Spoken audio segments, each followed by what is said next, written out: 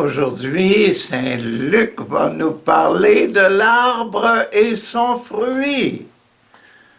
L'arbre et son fruit. Et nous sommes ici. Ici, 1, 2, 3, ici. Et ça correspond à l'arbre et son fruit qui est au centre dans la lame. Dans la lame qui a commencé en dessous de l'autel, hein? Aimez vos ennemis. Aimez vos ennemis. Hier, ne juge pas les autres. Et aujourd'hui, l'amour est concentré sur l'arbre.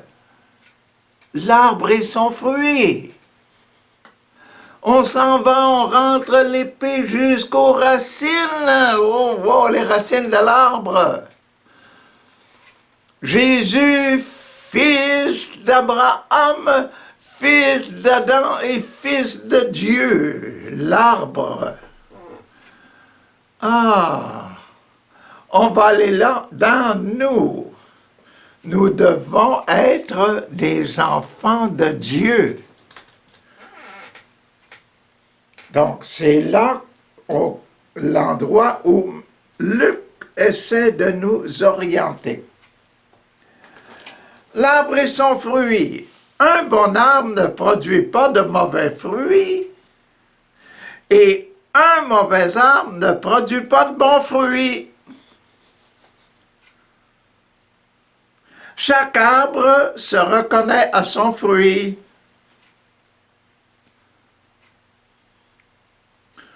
On ne cueille pas des figues sur des buissons d'épines et on ne récolte pas des raisins sur des ronces.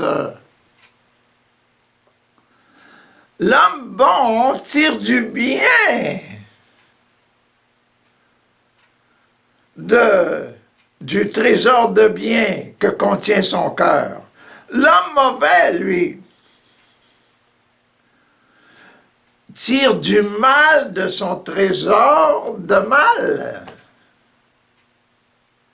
Car la bouche de l'homme exprime ce dont son cœur est plein.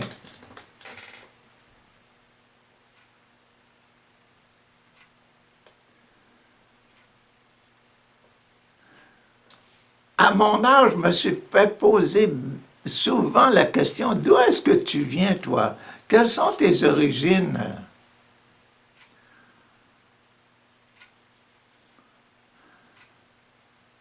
Dans notre monde, on fête la fête de Saint-Patrice, Saint-Patrick,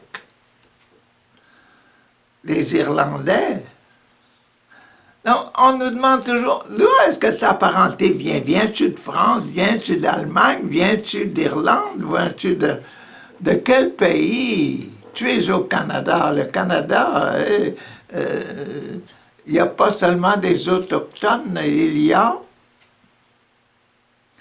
des Français, des Anglais, des Américains, il y a des gens d'un peu partout, en Europe surtout.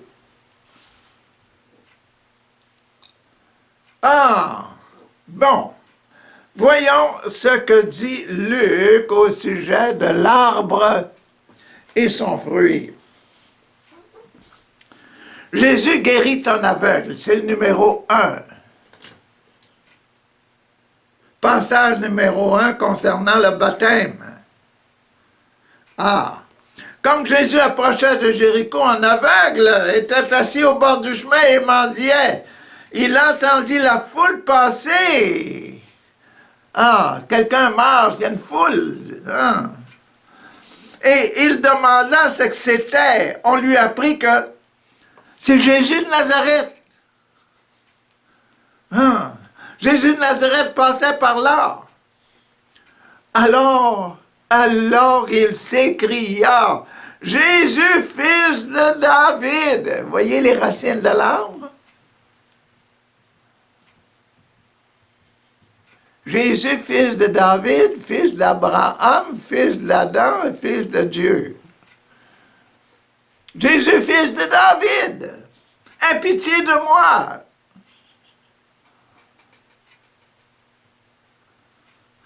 Un aveugle qui connaît les Écritures, faut qu'il ait écouté ben du monde, hein? Faut qu'il y ait pas mal de monde à lui avoir parlé. Ceux qui marchaient en avant hein, de Jésus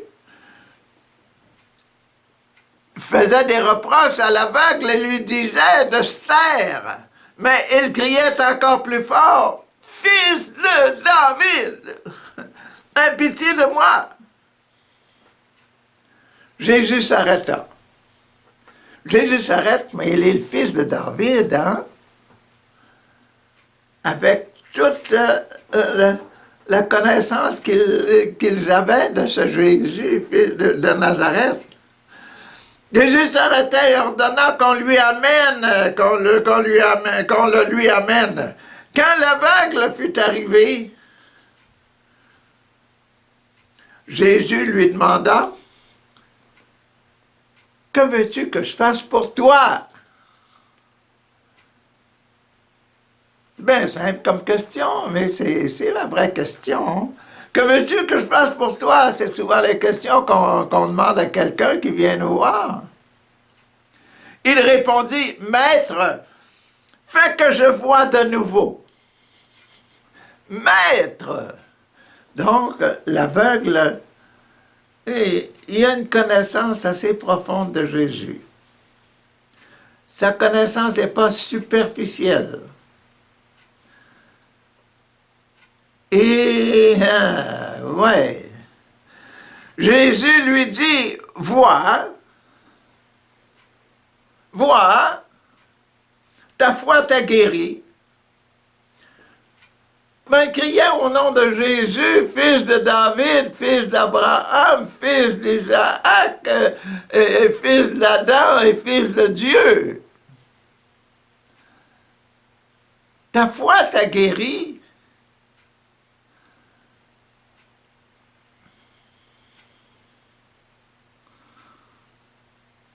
Ah, le baptême. Notre baptême. Est-ce qu'on y croit assez? Ta foi t'a guéri. Aussitôt, il put voir. Et il suivait Jésus en louant Dieu. Il suivait Jésus en louant Dieu. Toute la foule vit cela et se mit aussi à louer Dieu. Voyez-vous notre influence dans le monde? Voyez-vous votre influence dans le monde? Si vous êtes un pécheur, waouh, vous avez de l'influence dans le monde. Mais si vous êtes un juste,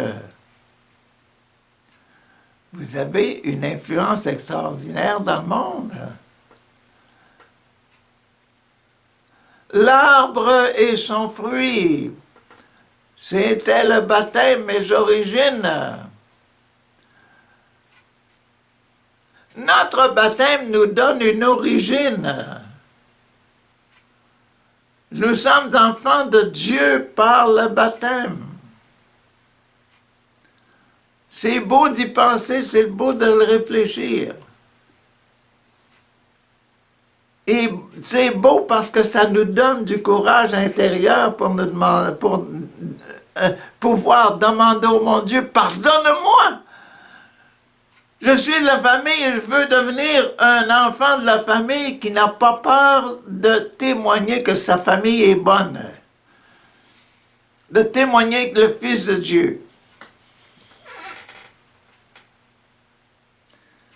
L'arbre et son fruit. Bon, passons maintenant au sacrement de l'Eucharistie. Aïe, aïe, aïe. Et dans l'Eucharistie, Luc a mis Zachée dans son arbre. Zachée. Jésus, après être entré dans Jéricho, traversait la ville. Il y avait là un homme appelé Zachée, chef des collecteurs d'impôts. Chef des collecteurs d'impôts. Il était riche, qui était riche.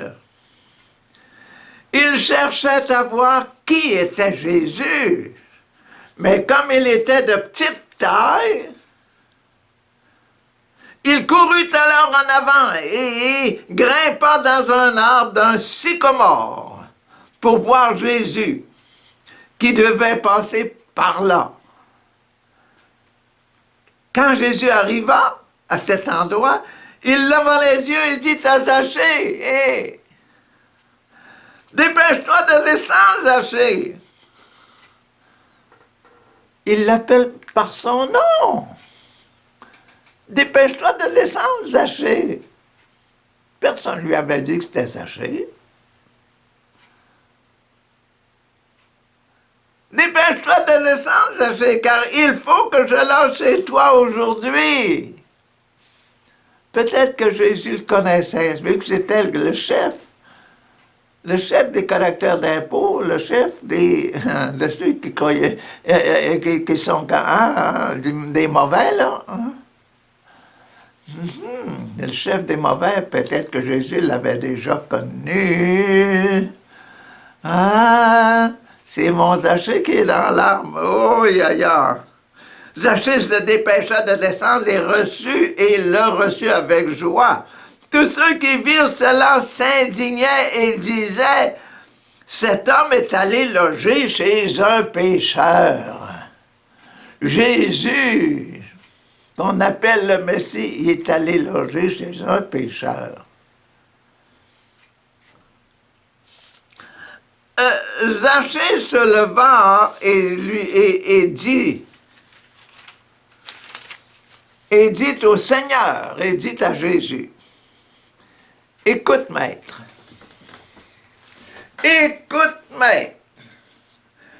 je vais donner la moitié de mes biens aux pauvres. » Il a changé de poêle, hein? Le Zachée qui était dans l'arbre, il a changé de poêle.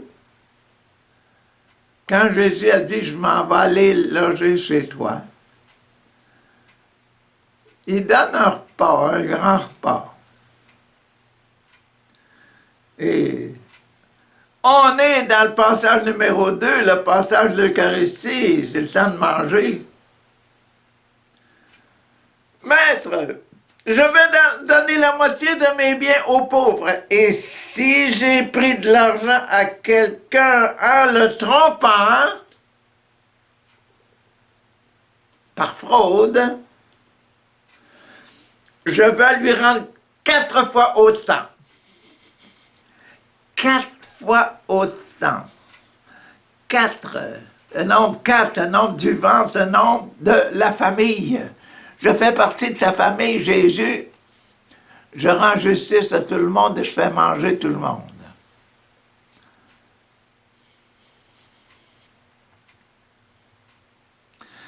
Ah!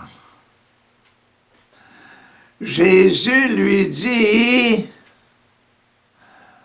le salut est entré aujourd'hui dans cette maison, dans ta maison.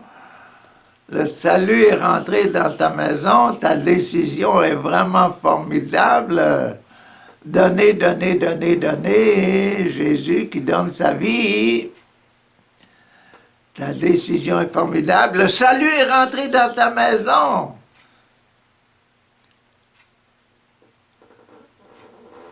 Le salut est rentré dans cette maison. Parce que cet homme est aussi un descendant d'Abraham. Vous voyez l'arbre, la généalogie? Zachée, tu es maintenant, par ta décision de faire ça, d'être pur, d'avoir un cœur pur et de donner à tout le monde, hein?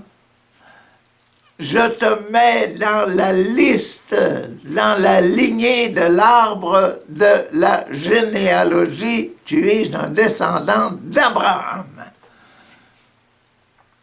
Tu es un vrai Israélite. Ah.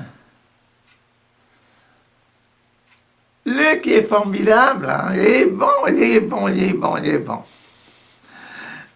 Car le Fils de l'homme est venu racheter et sauver ce qui était perdu. Tu étais rendu le chef des collecteurs d'impôts, imagine. Puis maintenant, aujourd'hui, tu prends cette décision-là. Ah, tu es un gars formidable, Zachée. Tu es vraiment un descendant d'Abraham, tu es vraiment un fils de Dieu.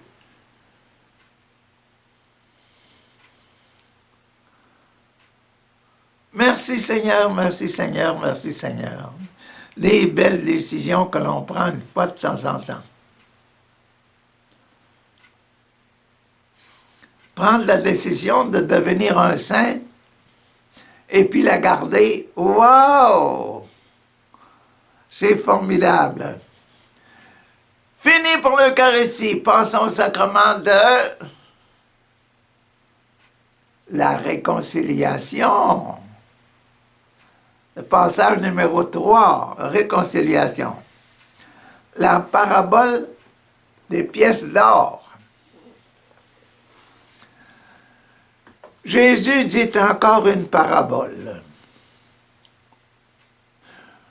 Pour ceux qui venaient d'entendre ce qui s'est passé au sujet de Zachée.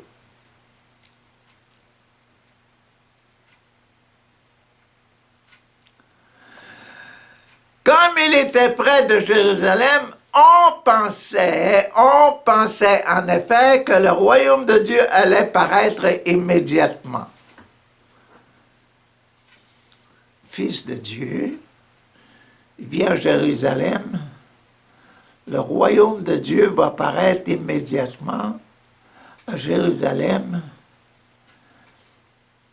La vie divine va apparaître là, parce que Jésus, le Fils de Dieu, le Messie, arrive comme sauveur. Vous voyez le show?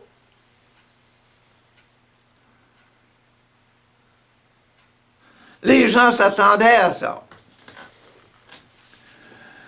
Ah, voilà donc ce qu'il dit. Un homme de noble famille. Vous voyez l'arbre généalogique? L'arbre et son fruit, noble famille, wow, respectable, hein? Un homme de noble famille se rendit dans un pays éloigné pour y être nommé roi.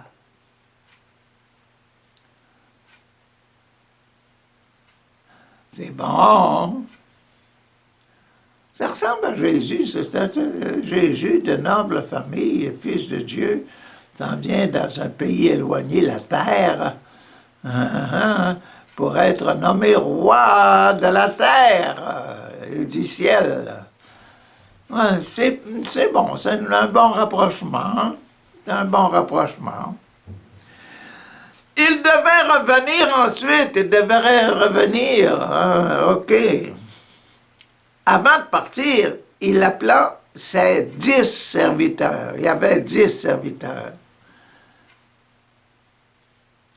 Il leur a mis à chacun une pièce d'or.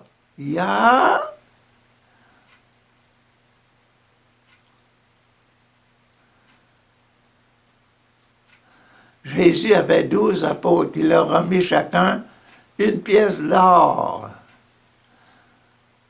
Sa spiritualité, c'est 7 commandements. Non, c'est 7 sacrements. C'est 10 commandements. Bien.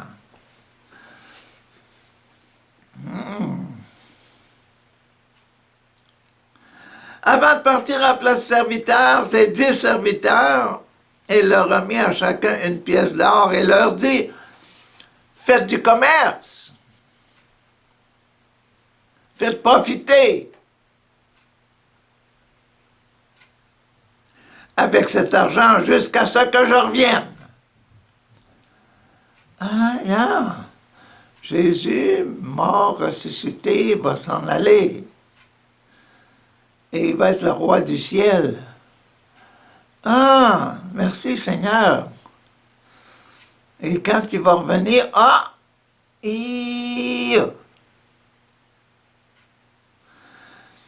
Mais les gens de son pays le haïssaient et envoyèrent des messagers à sa suite pour dire « Nous ne voulons pas avoir cet homme comme roi. » Il y en a actuellement qui disent ça.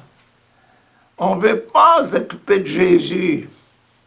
Laissez Jésus en dehors de nos affaires du gouvernement. On peut se conduire sans Jésus. Aïe, aïe, aïe. Et même dans nos bonnes familles, on peut vivre sans prière, sans messe du dimanche.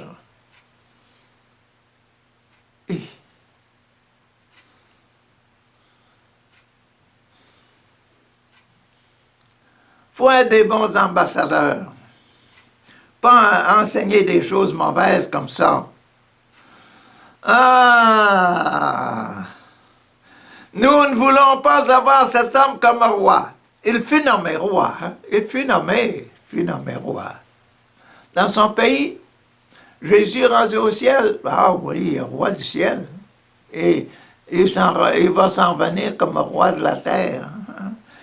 Il revint dans son pays. Il revient. Ah, bonjour Jésus. Il fit alors appeler ses serviteurs auxquels il avait remis de l'argent pour savoir ce qu'ils avaient gagné. Le premier se présenta et dit, « Maître Jésus, j'ai gagné 10 pièces d'or avec celles que tu m'as données. » Ah! Le roi lui dit, Jésus lui dit, « C'est bien, bon serviteur, puisque tu as été fidèle à des petites choses, je te nomme gouverneur de 10 villes. » Waouh! Tu vas avoir une grande fonction, je t'ordonne, pour devenir un gouverneur, pour diriger les gens, former des disciples,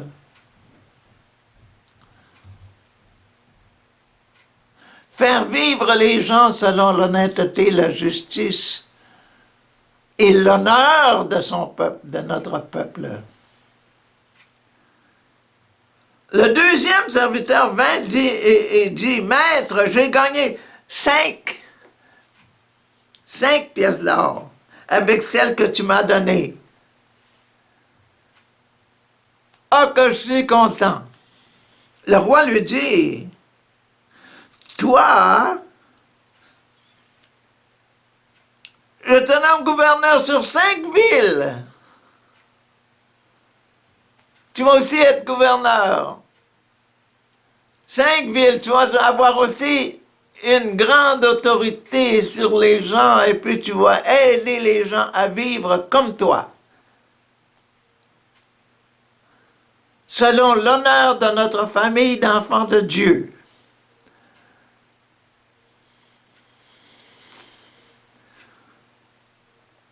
Un autre serviteur vint et dit, « Maître, voici ta pièce d'or. Je l'ai gardée cachée dans un mouchoir. J'avais peur de toi car tu es un homme dur. Tu prends ce que tu n'as pas déposé, tu moissonnes ce que tu n'as pas semé. » Le roi lui dit, Jésus lui dit, « Mauvais serviteur.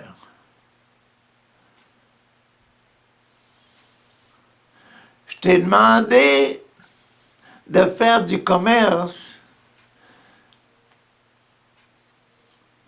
puis tu t'es assis bien tranquille, paresseux.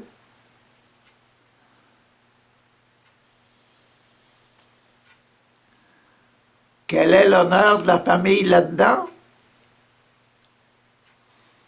Tu n'es pas digne. » Le roi lui dit, « Mauvais serviteur, je vais te juger sur tes propres paroles. Tu savais que je suis un homme dur, que je prends ce que je n'ai pas déposé, je moissonne ce que je n'ai pas semé. Alors pourquoi n'as-tu pas placé mon argent dans une banque? À mon retour, j'aurais pu retirer les intérêts. C'est pas difficile à faire. T'as même pas fait ça. Puis il dit à ceux qui étaient là, enlevez-lui cette pièce d'or. Enlevez-la. Et donnez-la à celui qui en a 10. Donnez-la à celui qui en a 10. Hein? Maître, il a déjà 10 pièces.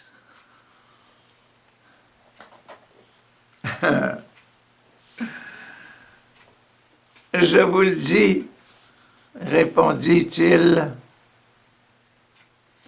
à celui, répondit Jésus, à celui qui a, on donnera davantage.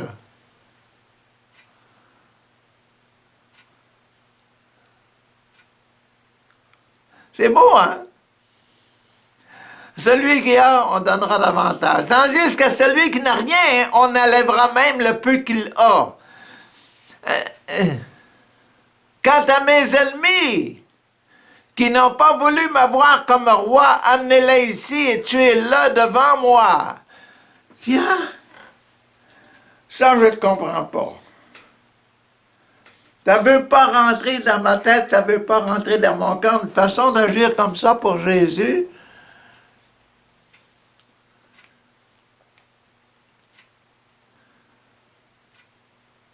Ceux qui n'ont pas voulu m'avoir comme roi, là, tuez-le devant moi, tuez-les devant moi.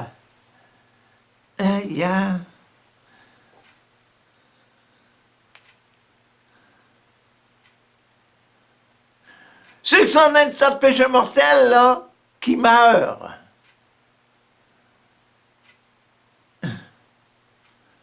Ils vont avoir leur récompense éternelle. Vous lui donnez, hein? Mais c'est ça. C'est ça. Faut être franc, faut être sincère. Ce passage, c'est une image de notre vie spirituelle. Saint Luc n'écrivait pas simplement pour blablabla, compter des histoires. Il faisait une éducation spirituelle des gens. Puis je pense que vous l'avez compris. Que c'était bien ça. Quand j'ai commencé à parler du roi avec le roi Jésus, ça rapproche, ça raccroche. Et puis, ça nous fait penser, ça nous fait réfléchir, dire, oh, c'est bien vrai. Maintenant, je vais réfléchir un peu plus, et puis, si je suis en mauvais état, je vais me redresser.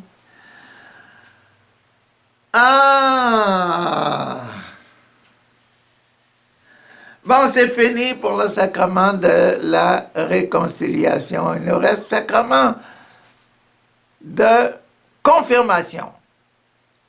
On doit confirmer quelque chose. Confirmons. Jésus entre dans Jérusalem. Jésus, l'arbre, fils de David, fils d'Abraham, fils d'Adam et fils de Dieu, rentre dans Jérusalem. Avec des branches d'arbres. Après avoir ainsi parlé, Jésus partit devant eux pour se rendre à Jérusalem. On s'en va à Jérusalem. Lorsqu'il approcha de Bethphagée et de Béthanie, tout près de Jérusalem, près de la colline appelée le mont des Oliviers, il envoya devant eux 2 disciples. Allez au village qui est en face, là, leur dit-il, quand vous y serez arrivés, vous trouverez un petit âne, sur lequel personne ne s'est jamais assis.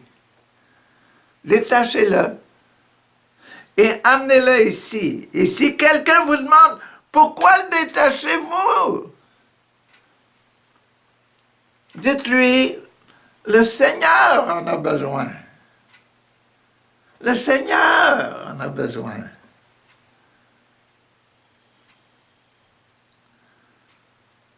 C'est une grosse phrase. Le Seigneur, là, vous voyez toute la lignée, il y a...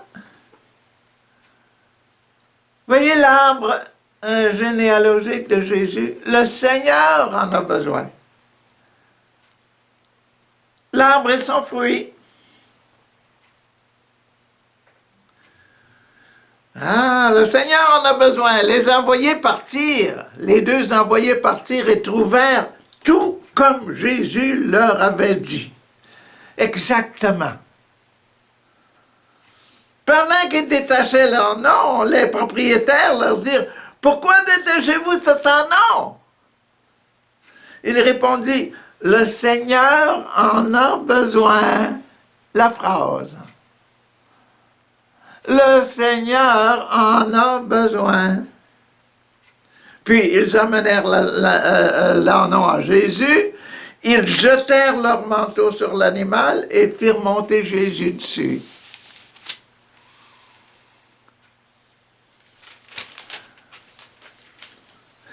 Tandis qu'ils avançaient,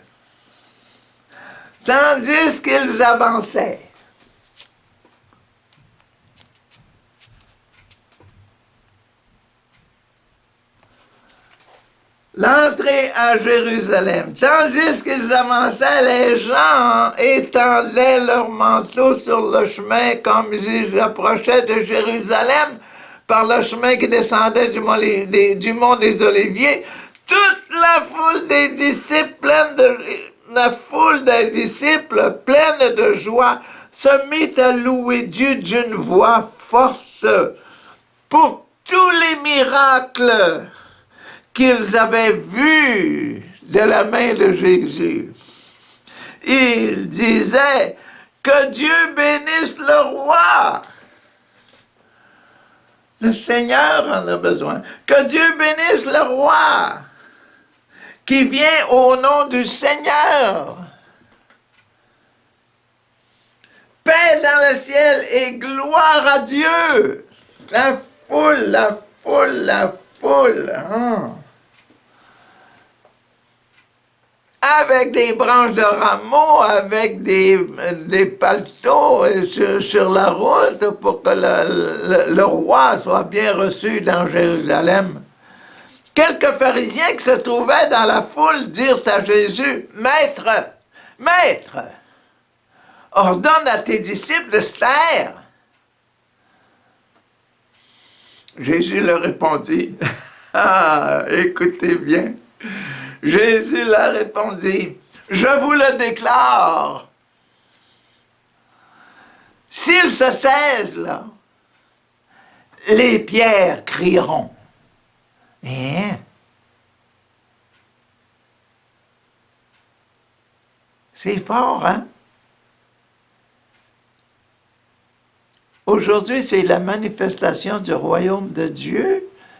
Le roi qui rentre dans la ville de Jérusalem, le Fils de Dieu qui rentre dans la ville, le Messie qui rentre dans sa ville, le Sauveur qui rentre dans sa ville. Si les disciples se taisent, les pierres vont crier. Tiens, les pierres, j'ai jamais vu une pierre crier.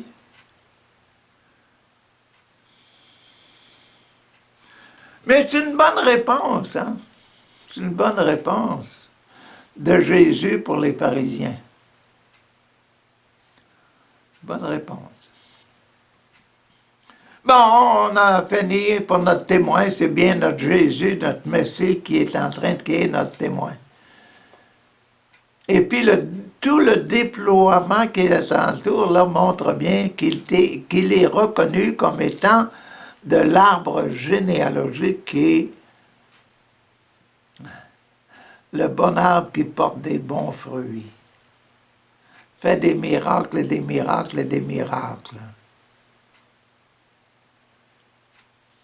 Passons au sacrement de l'extrême-onction maintenant.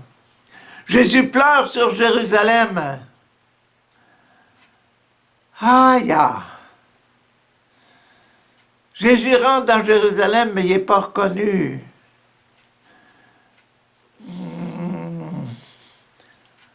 Il sait qu'il est le Messie, lui, Jésus, il sait qu'il est le Messie. Mais les autres ne veulent pas reconnaître qu'il était le Messie. Vous vous rappelez la petite histoire de tantôt, le roi, là? Les gens ne voulaient pas le recevoir. Vous venez juste d'entendre là, les pharisiens qui disent à Jésus, dis à tes disciples de se fermer la boîte. Ah.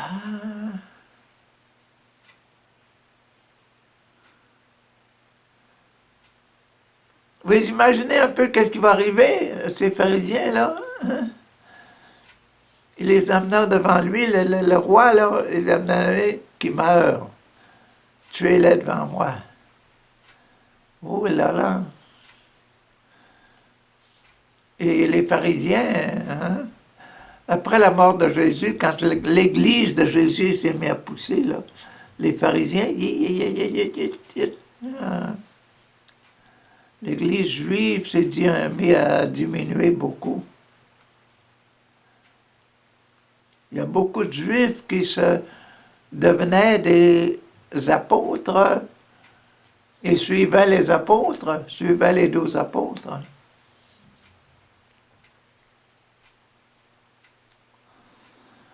Quand Jésus fut près de la ville et qu'il vit et qu'il la vit, il pleura sur elle en disant, il pleura. Jésus voit la ville, il pleure. En disant, si seulement tu comprenais toi aussi en ce jour, ce qui peut te donner la paix.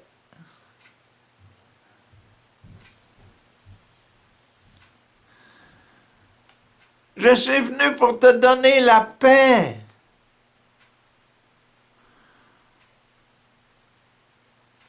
Si tu savais ce qui peut te donner la paix, Jésus le sait, son programme, hein? Il sait ses 10 commandements.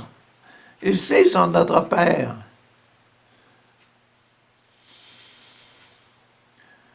Il se connaît ses 7 sacrements.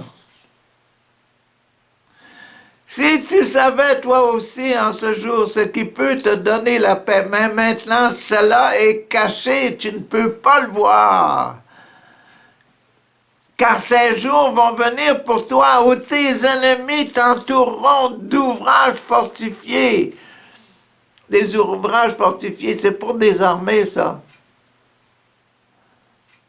Des lanceurs de grosses pierres dans ce temps-là, là. Des batteries de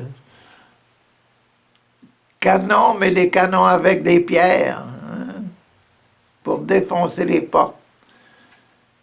Lancer des boules enflammées à l'intérieur de la place pour mettre le feu un peu partout et déranger tout le monde. Et puis après ça, on attaque la ville. Oh, des ouvrages fortifiés t'assiégeront et te presseront de tous côtés.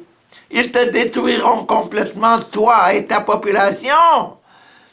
Ils ne te laisseront pas une seule pierre posée sur une autre, parce que tu n'as pas reconnu le temps où Dieu est venu pour te secourir.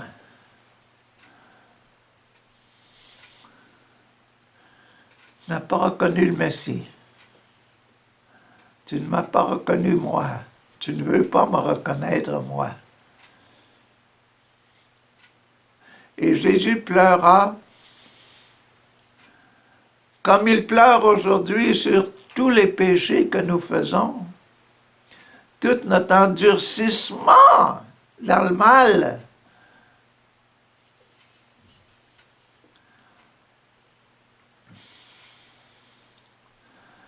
Donc on voit notre Jésus devant la souffrance des peuples, devant la souffrance morale et spirituelle du monde entier. Et c'est ça que le sacrement ici que Luc met comme son sacrement de l'extrême onction, l'extrême douleur du cœur de Jésus devant le peuple qui ne sait pas reconnaître comment redresser sa situation et vivre en enfant de Dieu. C'est bien ça. Passons au sacrement de l'ordre maintenant. Sacrement de l'ordre, Jésus dans le temple a un ordonné. Jésus se considère comme étant un ordonné, un prêtre, un ministre de Dieu, le Messie, le Sauveur. Jésus entra dans le temple, se mit à chasser les marchands. Chasser les marchands, l'argent. Tu ne peux pas servir deux maîtres, Dieu et l'argent.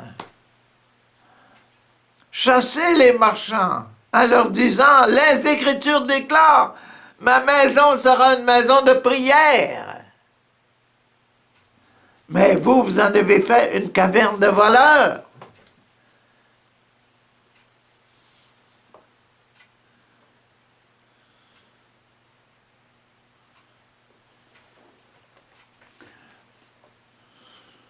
Jésus enseignait tous les jours dans le temple. Les chefs des prêtres, les maîtres de la loi et les personnages importants du peuple cherchaient à le faire mourir.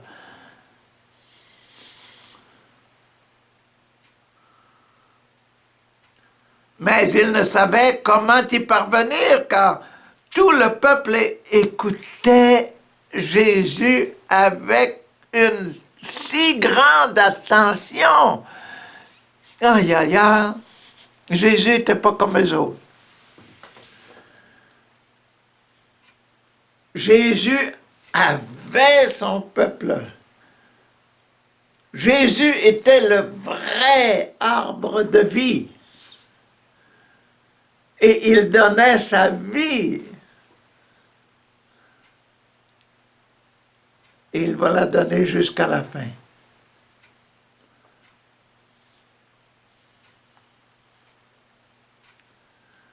C'est ça que le sacrement de l'ordre. Qu'est-ce qu'on doit faire si on est ordonné, si on est un frère, si on est un prêtre, si on est une religieuse, si on est un enseignant dans les écoles, si on est un vrai bon père de famille? Qu'est-ce qu'on doit faire? Hein? Ah!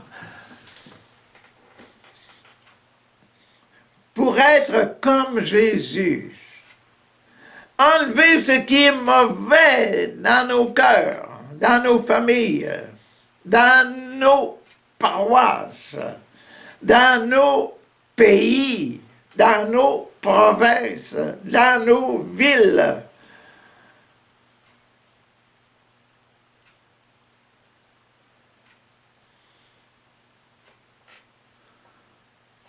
Comme ordonné, comme choisi pour diriger le peuple.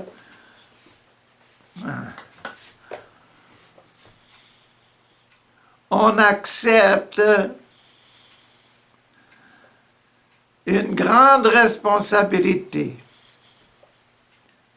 Et la plus grande responsabilité, c'est d'être un enfant de Dieu et de protéger et de promouvoir la pureté des cœurs des enfants de Dieu.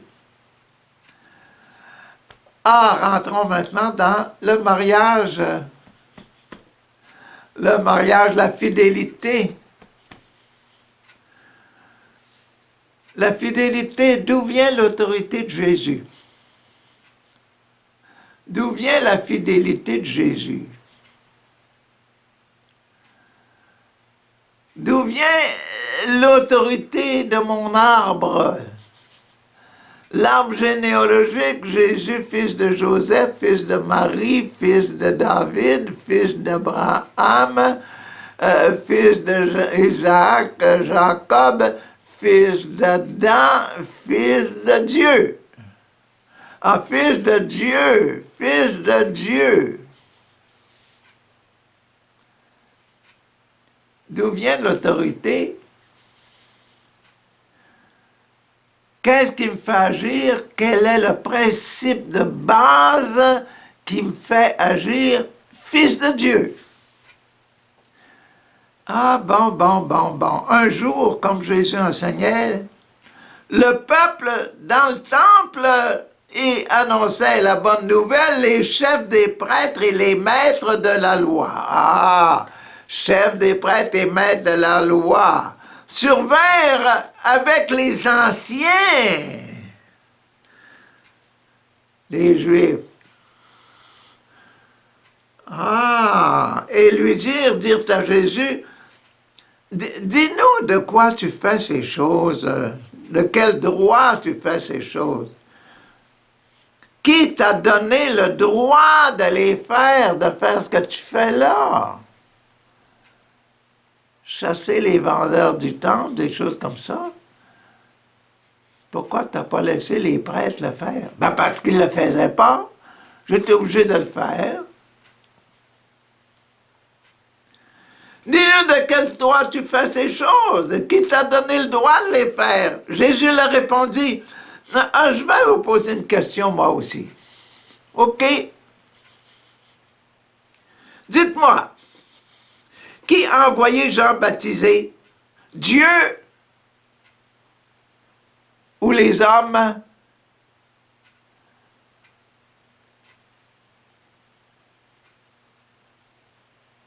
Qui a envoyé Jean baptiser? Jean? Qui a envoyé Jean baptiser? Dieu ou les hommes? Mais tous ces gens-là, ils s'amirent à discuter entre eux et se dire, ah, si nous répondons c'est Dieu qui l'a envoyé, il nous demandera, pourquoi n'avez-vous pas cru Jean?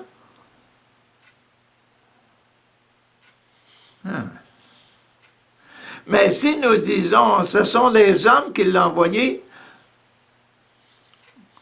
si jamais on se dit que c'est les hommes qui les ont envoyés, le peuple tout entier nous jettera des pierres pour nous tuer. Car le peuple est persuadé que Jean a été un prophète. Ils répondirent alors à Jésus, nous ne savons pas qui l'a envoyé baptiser. C'est pas un de nous autres.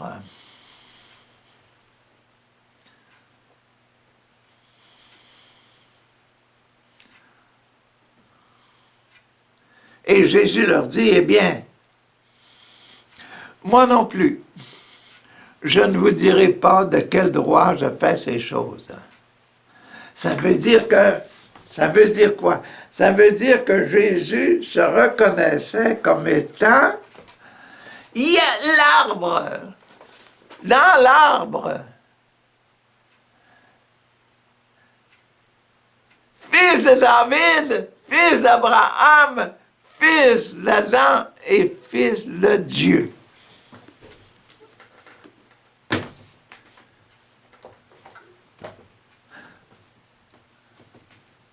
C'est bien ça. L'arbre et ses fruits, c'est ça qu'on avait. Et c'était, ici, l'avant-dernier. Demain, on va rentrer dans le dernier. Demain, on va rentrer dans le dernier. Aujourd'hui, c'est l'arbre et ses fruits. Demain, on va rentrer les deux maisons.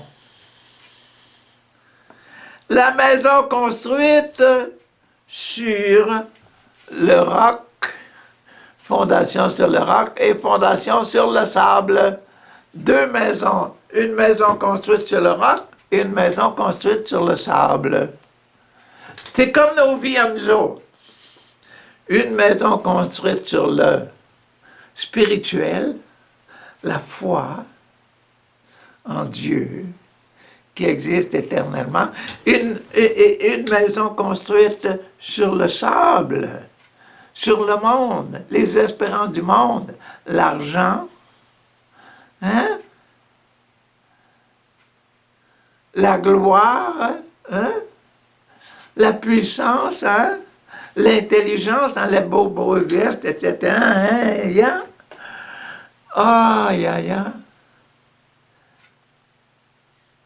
Du sable, yep, elle s'écroule. Mais construite sur le roc. La vie éternelle. L'autre, la mort éternelle. L'autre, la vie éternelle. Ah, demain, on est dans ce groupe-là.